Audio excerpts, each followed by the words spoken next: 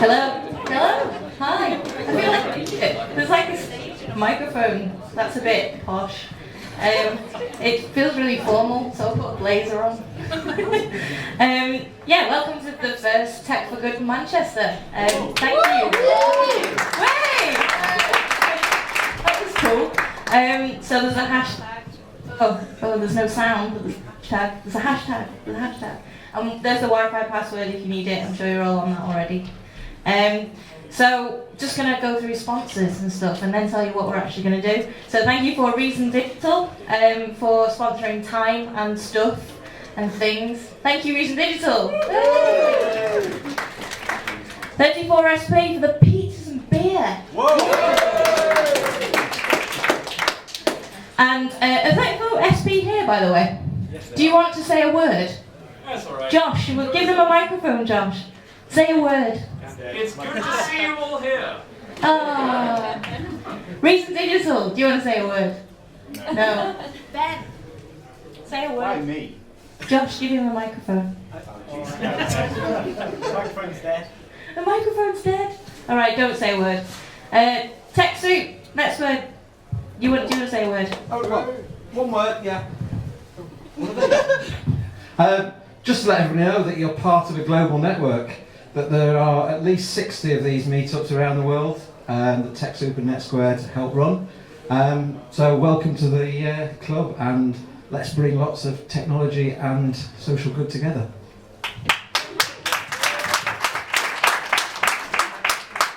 And this is a nice venue, isn't it? Yeah. Thanks to Rise. Hey! So right, okay, so this is the point, this is why we're all here, this is what we're going to do. We've had a mingle time with some good food and drinks, and we're going to have 2 talks on digital fundraising by Faye and Matt.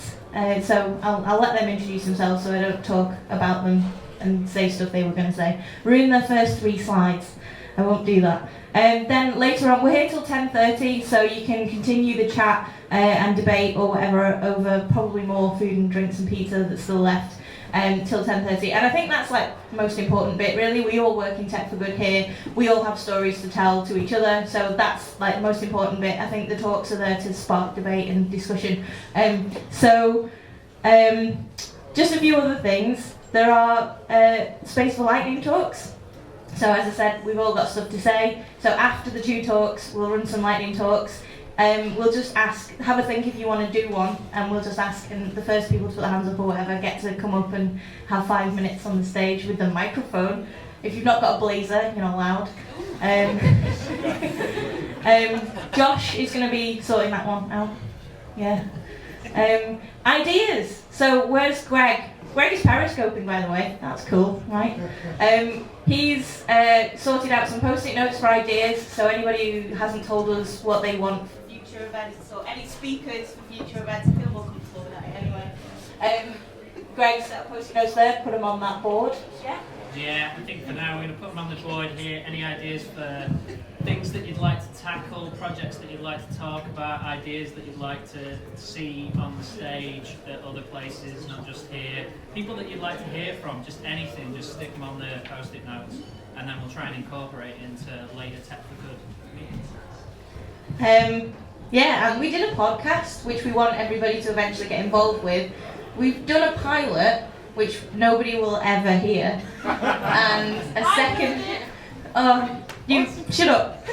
Don't tell anybody about it. But we did the first one, which we think is much better than the pilot. Hopefully the third one will nail it, and then we're going to get everybody involved. So if anybody wants to talk in the podcast, like come along, let us know, and you can come and get involved in our podcast. It's on iTunes now, the first one, so you can see if you do want to get involved or you think it's a pile of rubbish. So I'll leave that there for you. You can find it, Tech for Good Manchester. And I think we'll do the first one now. So Matt is up. Yeah.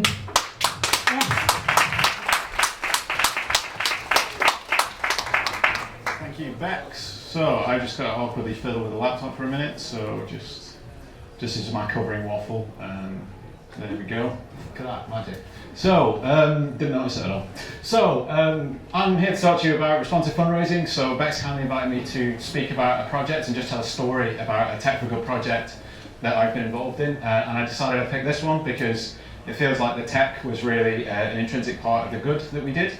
So for those of you that don't know me, my main thing that I did is set up this thing called Reason Digital, which is a social enterprise. It's been based in Manchester for the last 8 years now, and we've been working with charities and other people doing good stuff to help them use digital to do more of that good stuff. And that is what our office looks like, and those are some of the lovely people that we've done amazing things online with. So, yeah, also I've written a book. Here it is. I'm trying to flog it today at a discount, so do let me know if you can help me with that.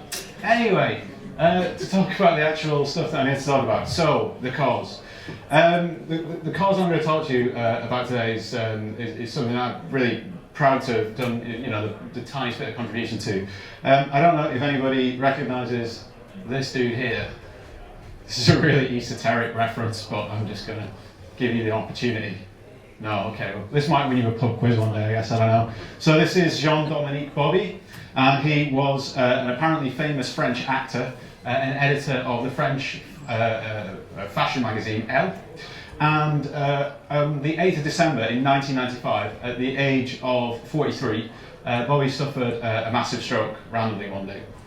And that stroke left him with a condition called locked-in syndrome. Anybody heard of locked-in syndrome? There's been some documentaries and stuff about it recently, right? So this is a condition where you are completely conscious, but you are trapped in a body that you can't move. For many people, it's their kind of definition of a living hell, a nightmare come to life. Jean was able to move just one part of his body, and that was his left eye. And using that left eye, what he did was he had one of the nurses at the hospital that was looking after him read out the alphabet. And when she got to the letter that he wanted to indicate, he would blink his left eye. And using that method, he wrote his entire autobiography. And he sadly died of pneumonia 2 days later. And this story is so inspirational that it was made into a fantastic film, which I really recommend, called The Diving Bell of the Butterfly. A really great film. More recently, there's been some really fascinating research on this topic. So some of you might have seen an episode of Panorama not too long ago, where the story of Alex was told. So Alex was, and this is so often the case, by the way, with people that I've met that have suffered from locked-in syndrome, is that they are just going around their daily life doing what you might be doing, and then some cruel twist of fate happens and they end up in this situation. And for Alex, it was stepping off a bus. He forgot to get off his bus stop, and he got off the bus whilst it was still moving, and he slipped and banged his head, and he ended up with locked-in syndrome. But unlike Jean-Dominique Bobby, Alex couldn't move anything, not even his left eyelid. He was cared for by a fantastic place called the Royal Hospital for Neurodisability, where he's a resident there. And the staff there have these rooms. They take patients in and they try and stimulate some kind of response or some kind of awareness. The nurses there will, bang objects together to make noises, touch various parts of somebody's body, try and see, absolutely ruthlessly, scientifically, is there any chance of kind of communicating with this person? And sadly for Alex, there wasn't. And they were left wondering, and his mother was left wondering, is Alex still even conscious in there? And a great breakthrough happened when Alex was put into an fMRI machine as part of the study that they talked about in Panorama. And the scientists invited him to imagine you are in your house if you want to say yes, and imagine yourself playing tennis if you want to say no. And they asked him a series of questions. And using those two different imaginations, you can figure out from somebody's brain activity which one they're thinking about, and they were actually able to ask questions and get responses from Alex. And this is just one part of the fantastically important work that this organisation, the Royal Hospital of Neurodisability, does in Putney every day, caring for and researching on behalf of their residents. So, this hospital was founded in 1854. Not a lot of people know about it. Mainly had support from the local community, and they were looking to broaden their appeal, try and get some younger donors involved. And they felt that doing something using technology might be a way to do that. And they decided to do that to coincide with Brain Awareness Week, which is the week where all of our brains have decided that we should become aware of it. And this is the logo, which this isn't from like the 80s, this is actually today's logo for Brain Awareness Week. So, you know, perhaps not the most high profile of the Awareness Weeks, but still it's a good enough excuse to ask people for some money anyway, so let's go with it. So Reason Digital, myself, we work with the Royal Hospital for Neurodisability, I'll have that nailed by the end of this talk, to come up with some ideas for a campaign. And I thought it'd be fun not just to tell you about what we did, but about all the ideas that got rejected as well, because naturally some of those are probably better than what we ended up being allowed to do. So my favourite of these ideas is this. This is a process called transcranial magnetic stimulation, and it's probably a lot less fun than this lady is making it look in this picture. But what it is you can get a machine, and they have these machines at the Royal Hospital for Neurodisability, and you can pass it over somebody's head, and it emits like electromagnetic waves rather, and it kind of disrupts your brain activity temporarily whilst it's switched on. And what that means is that you might kind of lose the ability to talk or lose your hand-eye coordination, and just for a split second have some empathy with what it must be like to suffer from a brain injury. And it's completely safe, and it stops as soon as they switch the machine off. In fact, they get students studying neurology, you know, to stand in front of the class and they demonstrate it, things like that. So we thought, wouldn't it be cool to take a bunch of celebrities, temporarily expose them to this machine, and then fail them screwing up what they were really good at? And that was the idea for one of the ideas, at least, that we came up with. So, you know, the internet loves fail videos. There's a lot of people whose lives have been touched by brain injury, and we thought, well, this could be a great way if you can get some people that have been touched by brain injury to just try and do the thing that they're famous for under the effects of TMS. Film it. People think they're watching a fail video, but actually it turns out that it's this moving video about brain injury, and then we ask them for some money. Yeah. So you know, everybody in the project team was well up for that, and then these really annoying people called neurologists came along and said, yeah, that's crazy, you can't do that. So we had to come up with some other ideas. So here's the campaign that we actually came up with. We were responded by the somewhat less kind of less exciting topic of responsive websites. And this was a couple of years ago, so you know that whole thing was taken off. And of course, you have websites, and the idea behind a responsive website is you know make the web page a lot thinner so it fits on a mobile phone when you're looking at the content on a mobile phone. You just kind of like squish the website up. And we thought, wouldn't it be cool if you could do more than just squish a website up? So we made kind of a website and campaign pages for the Royal Hospital for Neurodisability, and we made those pages responsive. So, you know, this is what it looks like on a desktop.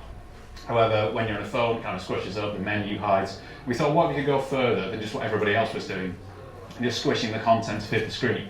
What if we could go further and actually change the content based on what was going on the screen? So what we decided to do was we made a video, and we made 3 versions of that video. We made a video for people looking on a tablet, people looking on a computer, and people looking on a mobile phone. And then we basically, without telling the user, showed them different content depending on the device that they were looking at. And we told them a different story about a different patient, a different resident at the Royal Hospital for Neurodisability. And what we did was we looked at building an empathy with the user about the fact that the person they were watching was using the exact same piece of technology that they were holding in their hands right then, but for a radically different use. So I won't play the whole video because we don't have masses of time, but I'll just talk over it a little bit. So yeah, we work with the residents and some of the patients, some of the staff rather at the Royal Hospital for Neurodisability to look with them about what they did online and how to use technology.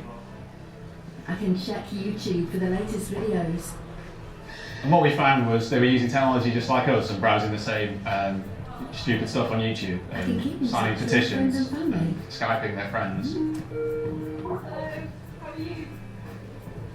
It means I can do more. Say more. Be more. It means I have a voice. Technology means everything to me. What does it mean to you? To Steve, it means that he has a chance to challenge his mind through online games. He loves visiting our computer room where he can use a special set of switches to control the mouse on his PC and soundly beat it at Scrabble and Who Wants to Be a Millionaire. While you've been watching this on your computer, Steve's used his So there's the kind of magic line in the video. Whilst you've been watching this on your computer, Steve used his computer to do this. And so we made 2 alternative videos, which I'll briefly show you a clip from each of those. So that was Steve's story. To me it means I control my television with my head, enabling me to catch up on all my programs that I missed last night. I'm a great Curry fan and love watching it. While you're using your phone to watch this video, I can use mine to control my room, to close my curtains and switch my television on and watch it with. So that's what people saw if they were browsing on a mobile phone. And then lastly, this is what we show people if they were looking on a tablet. To Paul, it means he can communicate with his family and friends via email and directly with staff, so they know how best to help him. Now you get the idea. Paul uses a special app. The problem with this, though, is we try to use the same technology that you use to detect whether a website needs to be sort of adjusted to fit a small screen size to detect what device it was on. But right about the time, basically there's this really annoying thing happened that is encapsulated by maybe my favourite video that I've ever seen. And I've just got to show you this. This is, honest as shit, this is the actual CEO of ASUS. This is what that guy, this is how he presents. You've got to see it, it's amazing.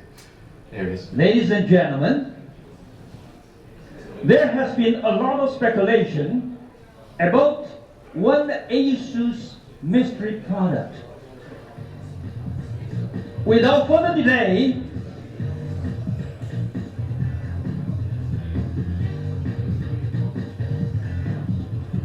is this a pad?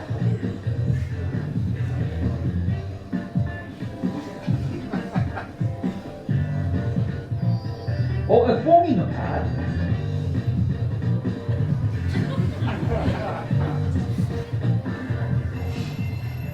Who's calling me?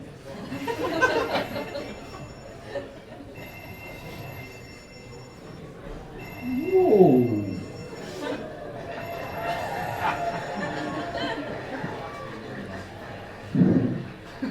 You guys are more important. Steve has to wait.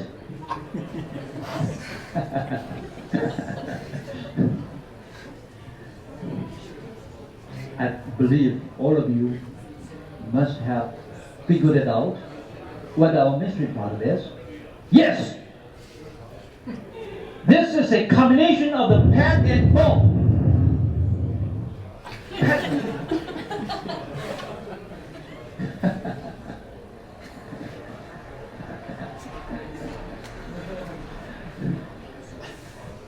So, this is what kind of messed us up. People started making these things called phablets or pad phones, and it was kind of indistinct about whether somebody was looking on a mobile phone or a tablet, because some small tablets had smaller screens than some big smartphones. So we had to do something called device sniffing and write some code to figure out what the actual device the user was likely to be looking at the video was, rather than kind of use standard responsive techniques. So yeah, just a bit of code there just to satisfy the geeks amongst you. There we go. So we decided to go live with the campaign for Brain Awareness Week, and with all these digital fundraising campaigns, regardless of whether you're doing something digital fundraising or not, in my experience, you can't just rely on social media. It's great to rely on the traditional press as well. There's a kind of feed effect between getting content placed via PR and getting content placed via social media that magnifies the impact of something you're doing. So, yeah, it was featured in T3 magazine. We did quite a lot of social media around it as well, including using this tool called Thunderclap, which was quite a good way to launch the campaign.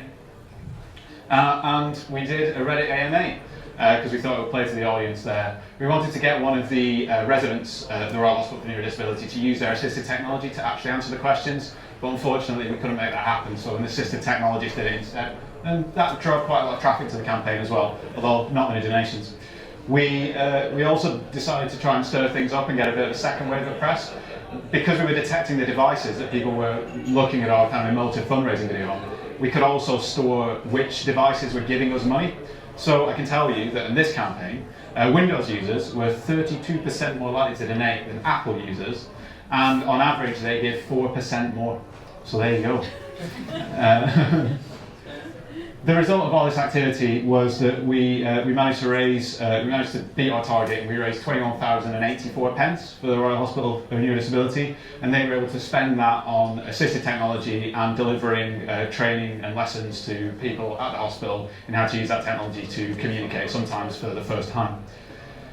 We also left them with a whole bunch of technology that they've been using subsequently to do further campaigns, and have done many successful campaigns on the back of that.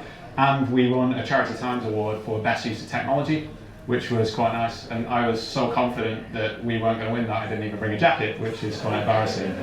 So, so that's the campaign. And just a quick kind of note, really, on the sort of stuff we're working on now.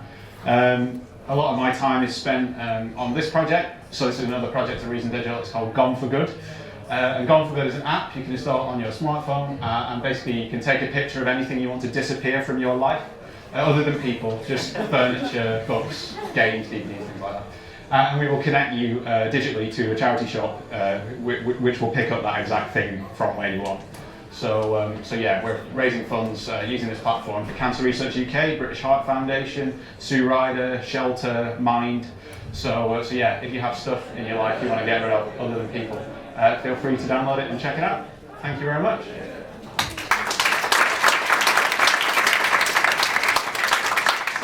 We're just going to move straight on, are we? We're going to do questions? You're going to do questions? I'm totally happy to take questions. Bring it on. Okay, there we go. That would have been pretty bad if nobody had any questions there. So I've heard like a couple of people describe themselves as social enterprises.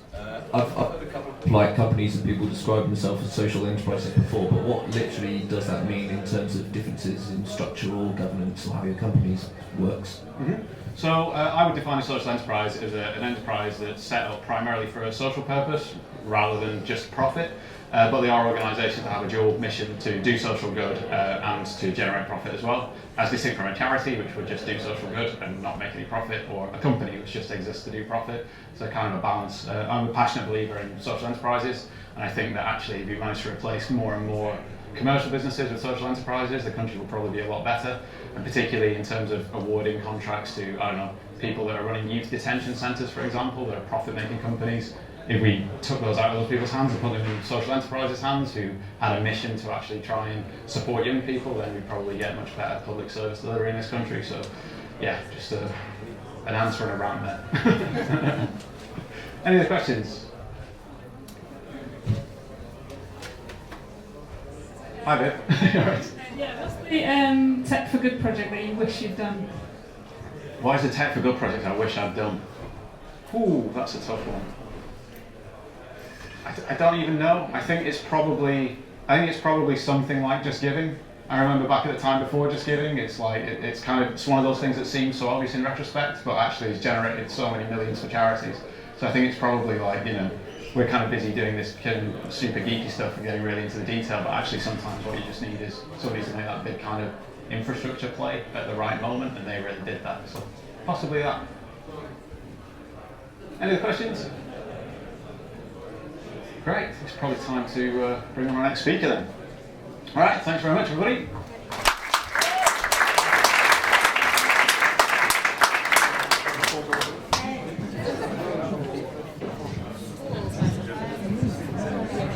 Hello. Hi everyone, my name is Faye.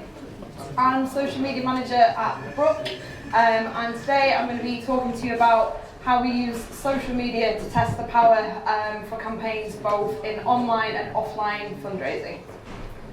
So just a little bit about us, if you don't know who the Brook are. We were actually founded in 1934. The charity was actually first set up to help the horses, donkeys and mules that were used in World War I. Since then we've grown internationally.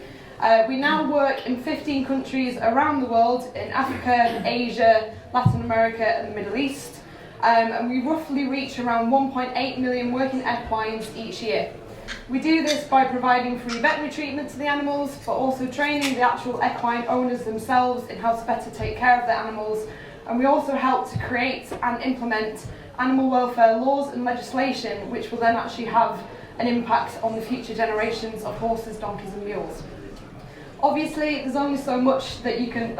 There is meant to be a video. I promise you, it will work.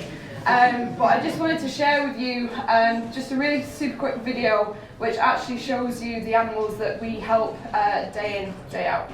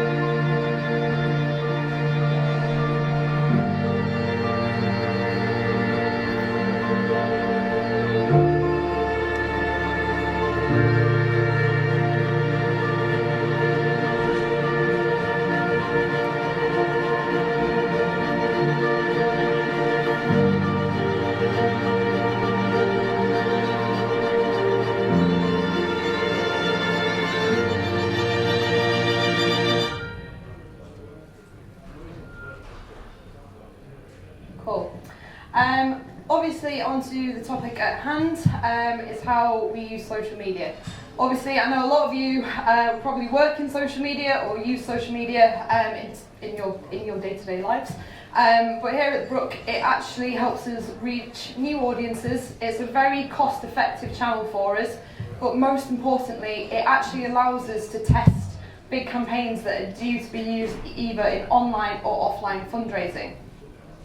The actual case study that I want to share with you today is about the coal mine donkeys in Pakistan.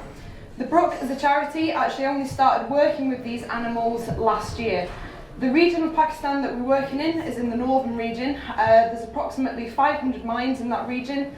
8,500 donkeys actually work down those mines day in, day out with their owners.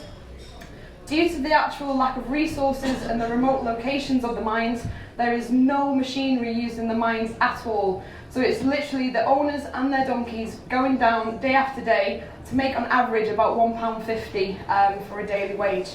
The miners themselves only actually normally get to see their families twice a year. They actually live on the actual mine site with their donkeys, and sometimes they actually share the stable that their donkeys are in. Currently, we are the only animal charity in operation in that area. The donkeys themselves normally suffer from lameness, obviously due to the sharp coal and rubble that are actually down the mines, but a massive problem for the donkeys is actual breathing difficulties because of the dust that they're exposed to day in, day out. Obviously, this also affects the miners as well. A lot of them have respiratory issues, so it's not just the animals that are at risk. Our colleagues over in Pakistan actually went out to the field last August, September time. They took a few pictures, sent it back to the comms team in the UK, and were basically like, hey guys, we've just started working in this area. Is this something that you'd like to capitalise on using your fundraising and your marketing? Obviously, the images that we've got back were so powerful, so emotive, so we were like, right, let's do something about it, but let's do it in a very different way. So what did we do? It might not sound like rocket science, but we actually did live updates from the field over the course of a 2-week period. The Brook had never actually done this before, simply because the locations that we work in are often so remote that Wi-Fi signal and data are just not available in any way or form. However, our colleagues over in Pakistan actually ensured that we actually had a good data connection so that we could actually get live updates from the field in the form of photos, videos and blogs. As I said, this is the first time that we actually covered this journey. Members from the Brook UK team actually went out on this trip, and this was the first time that they'd actually seen the work themselves. Obviously, we wanted to capitalise on this because this would be the first time that supporters were seeing this work as well. The content that we were actually getting back was so raw, so emotional, and normally we might try and tweak it a little bit, not make it as sad per se, but we wanted to take our supporters on the journey from seeing the plight of the animals right at the very beginning, finding out what the Brook were doing, and then seeing the final result. We rolled this campaign out on Facebook, Twitter and Instagram back in November last year. Every single post that we put out actually had a direct call to action. It just wasn't encouraging people to donate, it was actually encouraging people to visit the website as well, but also to share it amongst their friends and family to actually raise awareness for these animals that sometimes are just often invisible and are just missed off people's radars. Thankfully, the campaign was a success. In just over 2 weeks, we reached 800,000 people on Facebook, we had 25,000 people interact with our posts, and we drove 3,500 people to the website. However, one of the key highlights for us was that this was the first time that social media actually became an income channel for the Brook. In just that 2-week period, we raised 20% of all online donations received for the entire month of November. That was fantastic. The other thing that was also really, really good was the level of engagement that we received. This was the most popular campaign that the Brook had actually rolled out on social media in the past 12 months. So we had all this data and we just didn't know what to do with it. So what happened next? Obviously, as a communications team, we would normally just sort of say to our members and our colleagues in fundraising, hey guys, like this is what we've done, but this time, because the results were so phenomenal, can't say that word, phenomenal, we actually did a big presentation to the rest of our fundraising colleagues. Since then, the Coal Mine Donkey campaign has been used in multiple disciplines, including email marketing, direct mail, including door drops to both warm and cold audiences, and has been used to outreach to major donors. Due to the success of this campaign as a whole, the Coal Mine Donkey campaign is actually one of the most successful campaigns that the Brook has rolled out in the past 5 years. The entire Brook fundraising teams have now actually committed to test their campaigns that are either going to be used online or offline on social media before they're even rolled out. Obviously, a big thing that we got out of this as well was support engagement. The level of enthusiasm that we actually saw from our supporters was nothing that we'd ever seen before, especially online. So now support engagement is actually the main focus of everything that we do. Obviously, this is all very well and good, but this was 6 months ago. So how are we implementing the learnings from this campaign? First and foremost, we now have a central content calendar.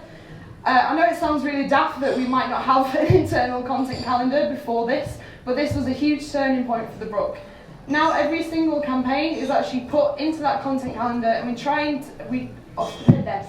our main aim is to sort of test campaigns at least 3 months before they're going to be rolled out offline. Obviously, again, I know I keep banging on about engagement, but this campaign really opened our eyes in the best ways to talk, but also listen to what our supporters want to see and how they want to interact with us. One piece of feedback that we got back during this campaign was that supporters wanted to be a little bit more involved, get to know the Brook a little bit better, and since then we've actually set up dedicated WhatsApp groups for both supporters and staff out in the field.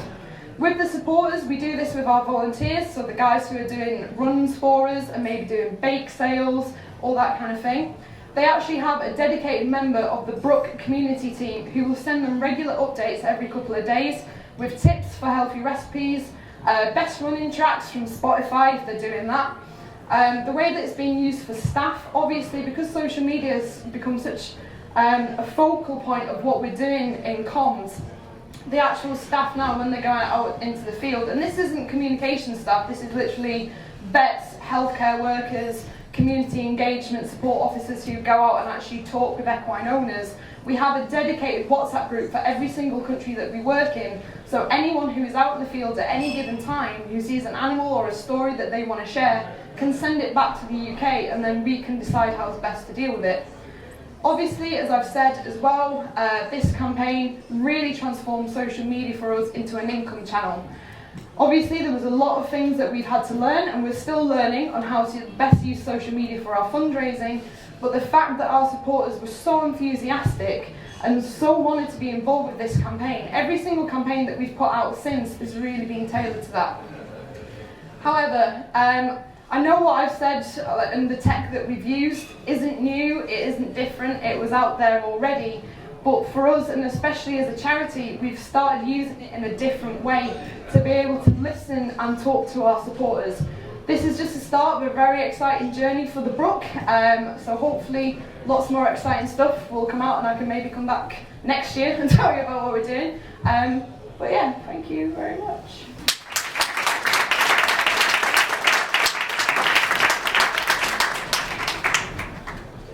Yeah. Trust it to you. Hi. I think that was a great talk. Oh, thank you. I really like what you said about using stuff that already exists, because why reinvent the wheel? And it's hello. I'll shout. Anyway, I think using WhatsApp, I mean, the BBC did that with the Ebola virus. Like, it feels like you're not doing anything new, but actually it is new, and it's really important. What I was interested in is that you said usually when you creative assets, you tone them down to make them less sad. And I wondered if you talk about why you normally do that. Do you get backlash or anything? Ooh, probing question. I like it. So obviously, the Brook is purely an animal welfare charity. The actual animals that we help work day in, day out. We're not the sort of charity that will go out, take the animals away from their owners, whack them in a green field and say goodbye, because that just doesn't help. There's approximately 600 million people in the world that depend on the income and the labour of horses, donkeys and mules. So obviously a big thing that we do is actually going out and working with owners. Obviously, to people in the UK, sometimes they can see the owners as just being cruel or neglectful or whatever. Obviously a lot of the owners that we actually work with don't have the knowledge that we have over here, don't have the resources that we have over here. So sometimes with the cases that we see, especially if traditional methods have been involved, so for example in Afghanistan they will actually slit the noses of the donkeys because they believe it will help them breathe easier. That's a traditional method that's literally gone on for years and years and years and years and years. They're not actually being cruel, but it's kind of all they know sort of thing. So sometimes with cases we will sort of tone it down a little bit for a UK audience to simply help our supporters understand what's going on. With the coal mine donkeys, the coal mine donkeys were actually some of the worst working conditions that the Brook has ever seen in the entire 85 years that they've been operational.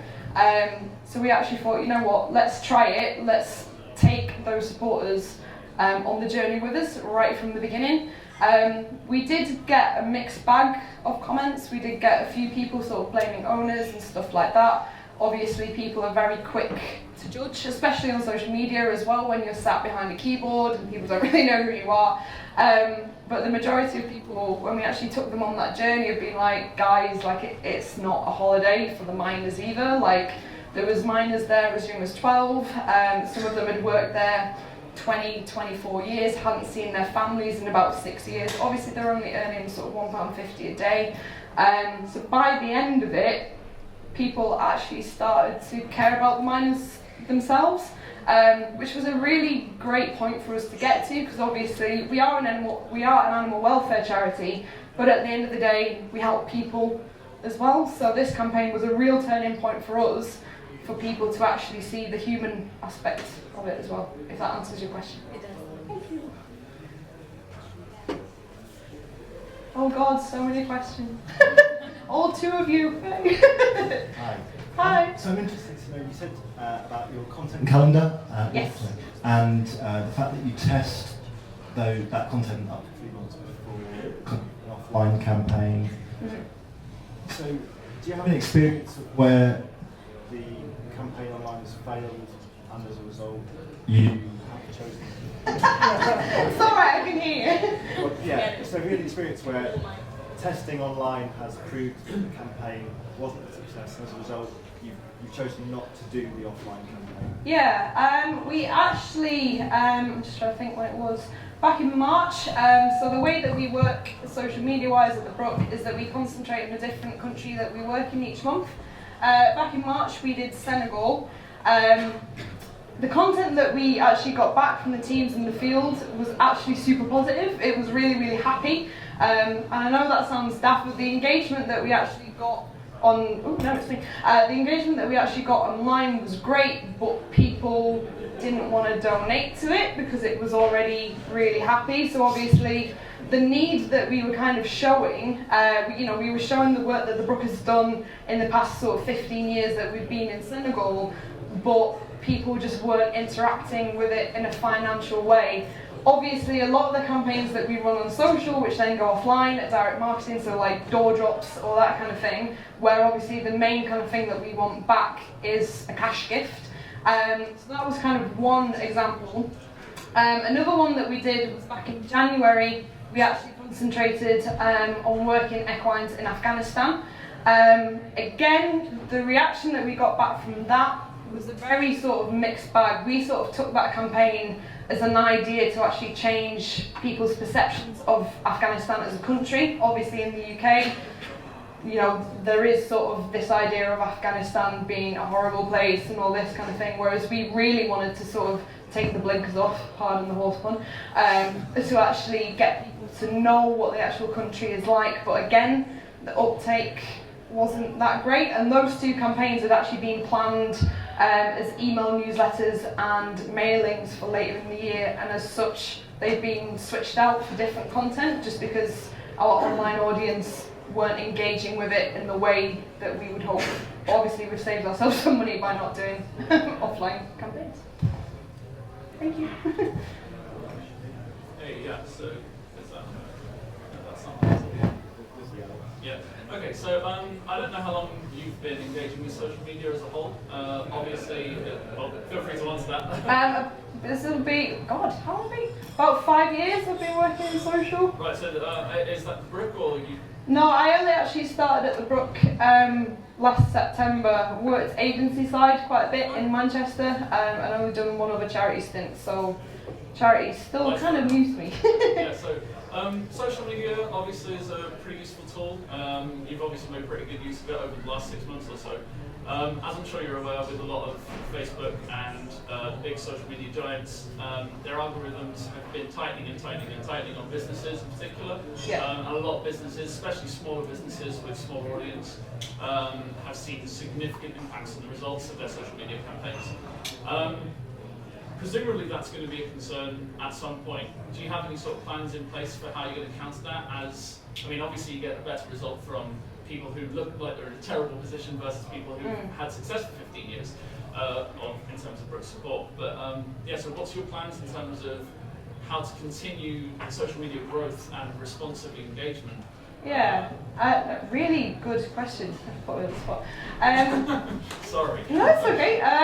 What's my plan? Shit. Glad my boss isn't here right now.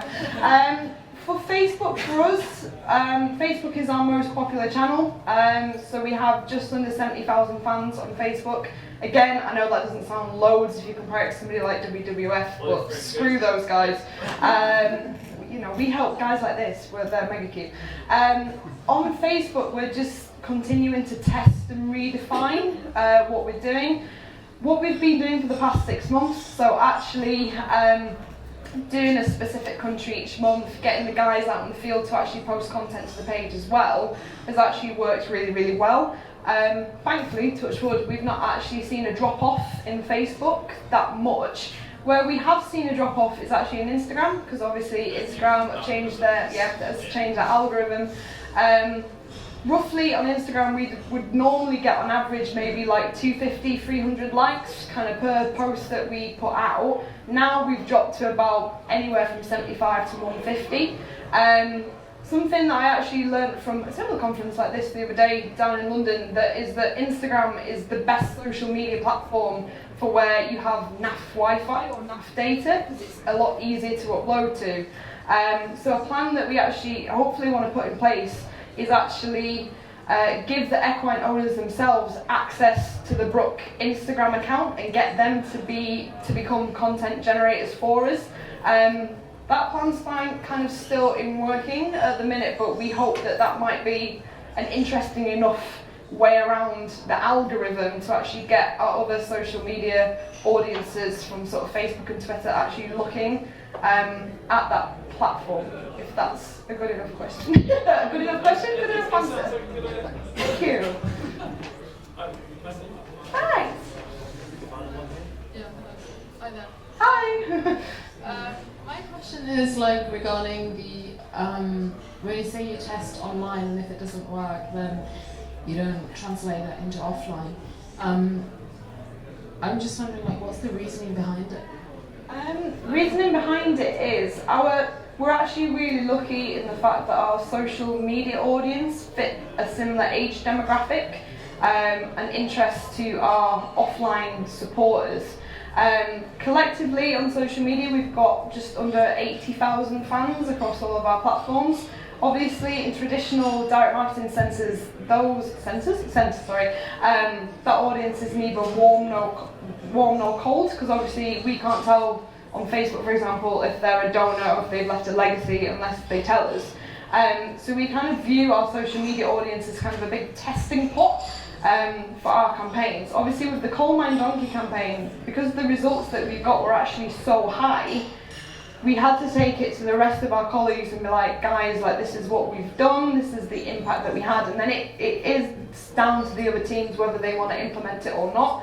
There has been cases in the past where we've run a campaign on social that hasn't done as well as that we hoped, but obviously the offline direct marketing guys, for example, have still wanted to run it because they believe it will sit better with their demographic. The whole reason that we use social media in this way is to just basically help the rest of the fundraising department kind of make better judgment on what campaigns they want to run. A big one for us actually that worked really well online but actually did even better offline was horses in Mexico that actually work in a recycling plant. So we did that online for the space, I think we did it in January for about 3 weeks. We got a decent response. They took it offline and obviously they kind of changed it up a little bit, obviously to match different audiences, and it completely basically crapped all over my social media results. So yeah, I guess to answer your question, we will try and do it online, especially on social, to just basically give the offline guys a benchmark to be able to say this is how this content has performed online, but at the end of the day it is kind of down to you guys whether you want to use it or not, but this is sort of a little bit of a foundation point to kind of mark against, if that answers your question. Yeah, do you ever start offline and then go online? I've only been at the Brook since September, so previous to me they might have done. I know especially with trips out in the field, obviously as I said, actually getting Wi-Fi and data connection can be really, really difficult, so teams would sort of come back from trips out to the field, would kind of sift through the content and then it would be put in like a newsletter or whatever, and then would be actually put on social media as kind of like a second thought. Social media for the Brook was kind of never a main channel. Obviously that's why they brought me in. Thank you. So we're trying to, at the minute, we're trying to make everything integrated. Touch wood, it's going okay so far. It would be interesting to see actually an offline campaign and then switching it to social, but for now we're trying to match everything on an even keel.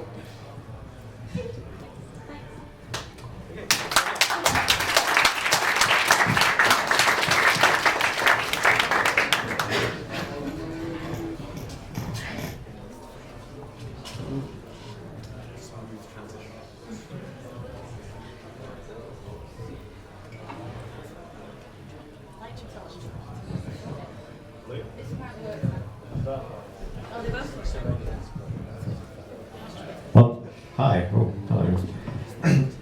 Thank you very much, Faye and Matt. Really, another round of applause for both our speakers. Thank you so much.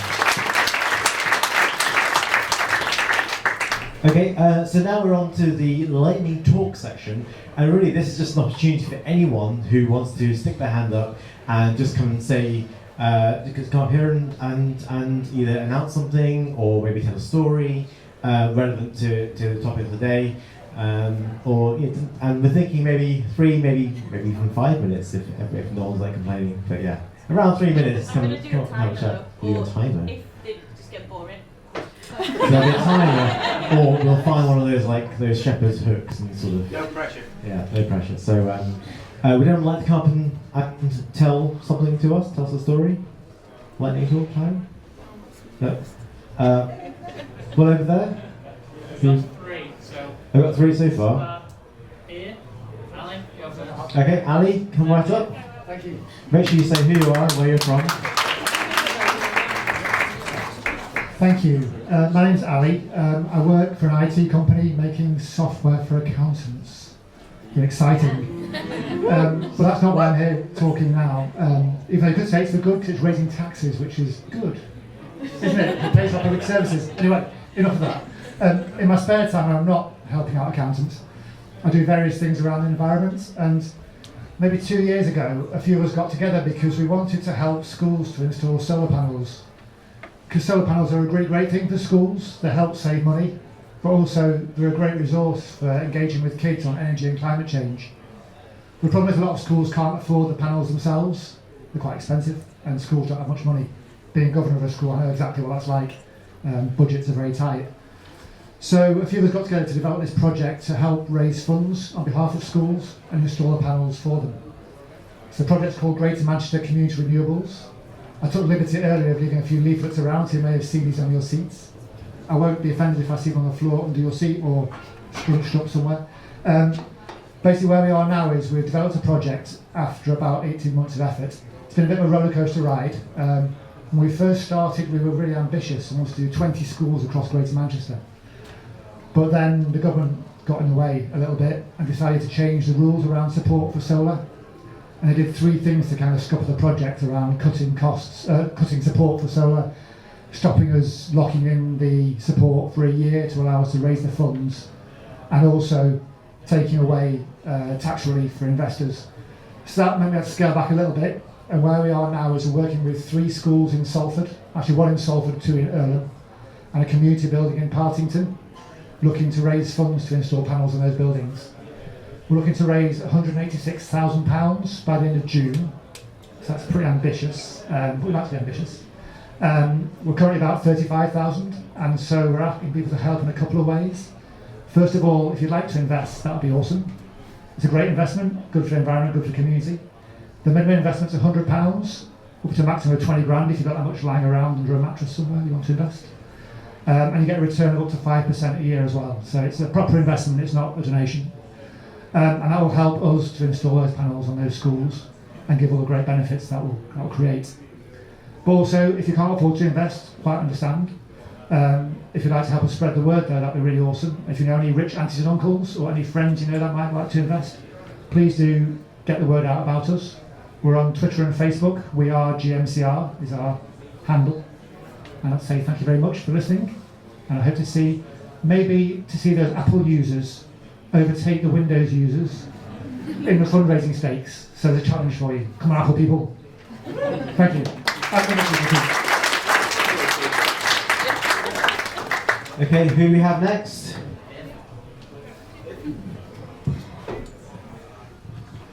Cheers. First of all, I have to say I'm really glad you brought Tech for Good to Manchester, because I think we've got loads of people working in Tech for Good, whereas like the Tech for Good scene in London is quite a lot of people working in tech that wish they were doing good. So I think it's cool having it here, and like we've got loads of collaboration rather than competition. So I think I love seeing everyone here. But I'm just going to quickly tell you about a project and about the Manchester Homelessness Charter. So if anyone working in tech is thinking like, what could we do around this like blatantly obvious homelessness problem we've got that's just getting worse. Homelessness Charter is like a shared mission to end homelessness in Manchester. It's involving like lots of third sector organisations, charities, grassroots groups, the council, the police, businesses, and it's about everyone all working together and using co-production to do things differently and really change the situation. So I wanted to just mention different things that you might be able to do with your skills, or you might have contacts that could help. So we've created a site called Street Support, which is all about connecting all the different homeless organisations and services. So you can see what services are available, and you can see what you can do to help. And there's also calls to action on there about the Homelessness Charter. So I'll list a few things you might be able to do. So there's a section about what you can do to give help. So that's all around like what organisations and homeless people actually need. So you might think, I bet they're hungry, they need food. Actually, there's loads of people doing food, and what is needed are some maybe less exciting things like sanitary products and socks, or volunteers with IT skills, or volunteers with mental health skills, or whatever. So see what is available. There's action groups that are around different recurring problems with homelessness. So there's from like arts and heritage, how can we provide activities that build confidence and increase people's mental health? So there might be something you can do around. you can make a pledge. So if your employer or your involved community group hasn't made a pledge, could think about what you could. This is great. Think about what you could do or your employer could do to pledge to end homelessness in Manchester. And then probably for us, if you have any tech skills and you want to be involved in a project like this, we're quite a small core team with a small budget. So if you want to help, especially around kind of social research, around like user testing, social media communications, anything like that, help, and like just keep talking, because I was going to say as well, street support came about through a bit of like random conversations, and different people, like someone had contacted Matt with an idea and someone else had contacted us, and then we got in touch, and so just keep talking.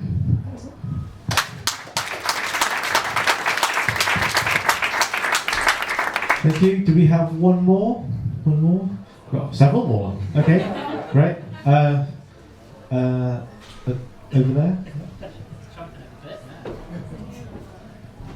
Hello, my name is Rodina and I'm studying Masters of Experience Design at Hyper Island. And if you haven't heard about Hyper Island, it's an international creative business school in the Northern Quarter. I'm currently working on an exciting project. It's called Northern Heritage. And our idea is to connect local farmers with local chefs to facilitate the personal relationship between them and to, fortunately, build a community. We believe that we all have food in common, so we want to have food that is as good as possible so that we can be as good as possible. And we're focusing on chefs for now because they're users that have immediate need to source consistently good food, but our purpose is to extend that to the wider community. So if you want to be personally involved with growing your own food, if you know any chefs or farmers that want to be part of our project, or you just want to chat about it, come talk to me. Thanks. Is there someone else over here as well? There's a few at the back as well. Okay. Max, yeah, please. Hello. My name is Max. I'm a designer, full-time, and part-time I'm a volunteer organiser for an event called Cycle Hack Manchester. We've got one more organiser there. I'm going to embarrass you. Put her right there, called Natalie. I was going to try and improvise and ask Nat a few questions, but she didn't realise that was coming. You didn't have to get up. You stand there. Okay, get on the station. Right. So what we do is we actually, like a lot of the campaign groups in Manchester to recycle, we look at the barriers here, especially like things like the infrastructure here and the policies, but we also look very much at the very small things as well. So I was going to ask Nat questions about her habits to do with cycling first. So what do you do, Natalie?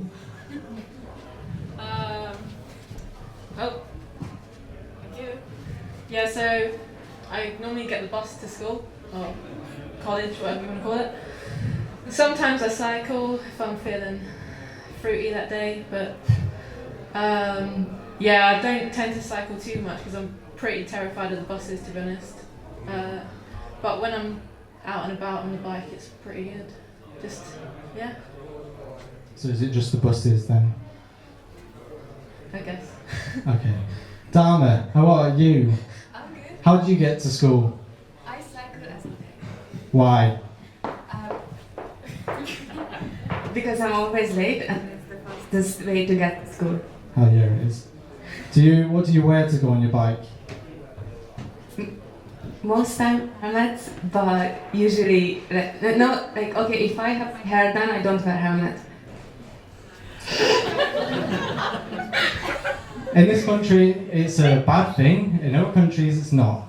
But we like to look at all these different little barriers, and over a weekend, we want to just look at these individual perspectives on cycling and everyone's personal barriers to cycling, which could be anything to do with I don't like to cycle because I get too hot, I get too sweaty, I've got to go into work that day. We look at those things and try and tackle them individually and think, what can we do to help that person maybe commute to work more in a week, or maybe they want to go for more of a leisurely stroll on the weekend, And we actually encourage everyone to quickly make ideas that weekend, to get your hands dirty, quickly test them with people in Manchester.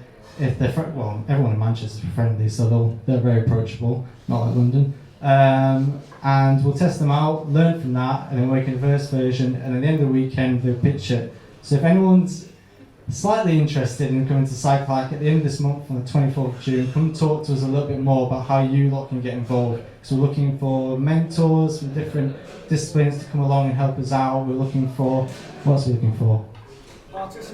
Participants, that's a good one. We're looking for help with food and drink, we're looking for prizes, looking for judges. We're sorting out the talks at the moment, so on Friday night we'll do some inspiring talks as well. So if you want to come and get involved with us, come talk to us after. Thank you, Natalie, and thank you, Dan.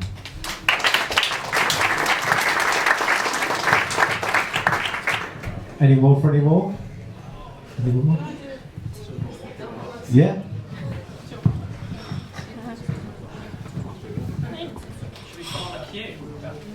I can go behind Josh, that we can shout behind you. Yeah, please do. Hiya. Very unthought through thing. I moved to Manchester in September to work for MMU, teaching digital marketing, having spent 5 years trying to encourage the church to engage more with digital. So I've taken over a unit called Big Agency, where half the students go out into agencies in the city and learn what it's like 1 day a week to be in an agency, and then we have about another 150 students back in the university who need to get that kind of experience but in the classroom. So next week I'll be planning how I'll be asking agencies if they have projects that we can use. Probably about a rough length of about 24 days of a normal person's work will be split between sort of 5 students each week. Because obviously they're not full professionals, that's what they're learning. So I thought I'd just stand up with hello, I've tweeted quite a lot this evening, and I'd love to know if there's anyone who's got kind of charitable projects, either that have been finished and students can do them because there's no risk then, or ones that you want students to help with. And it'd be really interesting to see what's kind of out there. So I don't know quite what that looks like yet, but I want to get more students doing kind of charitable for good stuff rather than just selling more shoes or whatever it is they all think they're going to do. Does it have to be based in an agency in Manchester? Or do you do like a remote charity student? Yeah, it could be a remote thing because, I think that's half the point of digital, isn't it? I mean, they're not all digital. There'll be some PR students and some retail students and that kind of thing. But yeah, the in-class ones, we'd want you to chat to them occasionally, but you could do that by Skype. I'll you start right there, so I'll yeah. Thank you. Wonderful, thank you very much. There's some more people. Wow, okay. Let's give this person first. So it's not really taught through either. So I'm also a digital experience designer at Hyper Island and studying with them. And so I'm going to start a research project in July. And I'm really interested in looking at social inclusion, but especially looking at the aging society and how we can reimagining the retirement. So mapping out that emotional journey, what people go through, and also looking at how it can be more supportive in the future. So looking at how a planned retirement can be a preventative service, and so older people could be more socially engaged and also more active in later life, so their health can remain more active and better longer. So talk to me about older people and retirement. Okay, one more here. One more, fight over it. This is going to be very quick. Hi, my name's Charlie. The other day in the pub, me and a friend of mine had an idea of trying to provide a slightly more modern way to be able to donate to homeless people. Which at the moment essentially looks like mobile, almost like contactless payment points that would be directly connected with their council-provided rent card. Our sort of thinking was that there's 3 reasons why people don't give to homeless people. First one is that they don't want to, can't really do much about that. Second one is that they don't have cash, which is only going to get worse, especially as we move towards sort of cashless age, as it were. Third reason is they're concerned that it's going to go towards feeding drug, alcohol addictions, other things, so hopefully it'll be a way for people to be able to give £1 here, £1 there. and for it to go straight to providing them with a place to stay. So if there's anyone with experience in that area, I think we've already had one person come up and talk about that. And if you think it's a good idea or a crap idea, come say hi. Cheers. Okay, amazing. Thank you very much to all the lightning speakers. That was really interesting. Amazing breadth of interest and projects there. I guess that really brings to a close the formal part of this evening. But first of all, let me point out, don't forget the ideas board. If you do have an idea about something you want to talk about at a later event, or something we think we should discuss, a project or an issue, whatever it is, we've got post-its there, we've got pens there. There's nothing better than writing down an idea on a post-it board, and we'll do something with that. I'll share those later. Next event. We've already planned the next event, thankfully. It's on the 30th of June at Honest Coffee, which is just across the river in Salford, Chapel Street. We've titled it the Health Edition with our friends from Evergreen Health. So go to the Meetup page, sign up for that, find out more about what that event's going to be. Next slide. And yeah, so finally that's it really. Thank you very much to, first of all our sponsors, Reason Digital, Solo 4SP, TechSoup, and Next Square. Without you, this event really couldn't take place, and of course, the venue Think Manchester. Really appreciate it. What a fantastic venue that is. Thank you to all the speakers, Matt and Faye, for coming to our first event. Thank you. To all the lightning speakers, to Greg for periscoping kind of endlessly throughout the session. It's just died. Oh wow, there we go. Startups. And of course, thank the Becks for kind of initiating all this. And to all the volunteers, including Paul, Ben, everyone else. And to all of you, thank you very much. Go forth and network.